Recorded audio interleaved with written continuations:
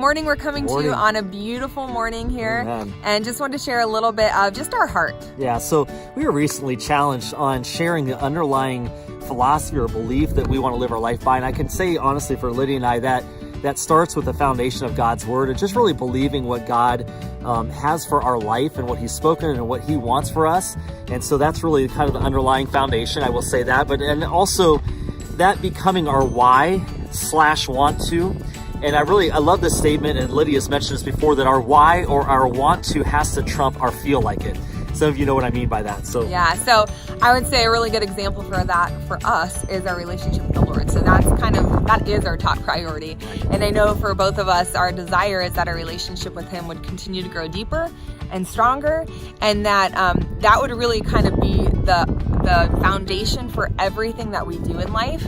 And so for that to happen, something that has to happen on my part is spending time with the Lord. And I know when we're talking about that, our want to and our why having to be bigger than our feel like it, there's plenty of times that I think we can both vouch for that we don't feel like it. You're tired, maybe it's the end of the day, or maybe it's you don't want to get up early, or there's just 500 different things that honestly can get in the way. Get in the way. And then I think that flows into horizontal relationships, right? There are times that, we want healthy relationships. We want a healthy marriage. Who doesn't? We want healthy family dynamic. We want healthy, I think of employer, employee.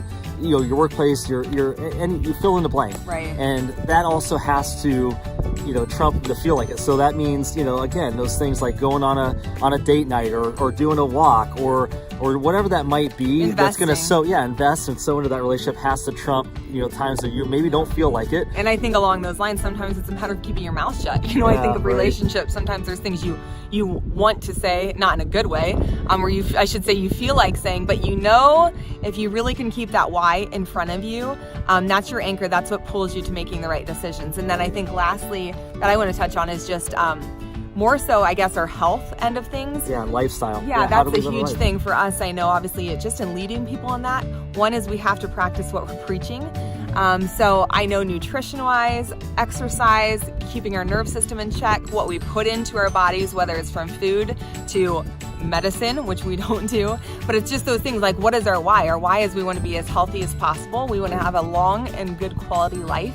So that really is going to be our trump in feeling like I don't feel like it this morning, but because I want to be healthy, because I want to be able to be active with my kids, because I want to be able to lead others in this area, I have to have that feeling be ridden over by the want to. Right, so that foundation could be, I'm going to choose the God food over the donut, or I'm going to choose the exercise over the sitting on the couch and watching the TV, or I'm going to choose, getting adjusted versus taking the pill for quote unquote a quick fix, if that be the case. So just, whatever that is, however that fleshes out, that's our challenge to you. Just our underlying philosophy is just, God created us to be living life to the fullest because of his design and his desire for us, and that literally is impacting every facet of our life. And I think with that is just, if you don't have an anchor, if you don't have maybe a good enough why that you feel like you live by, maybe you need to think about that a little bit. What is it that drives you?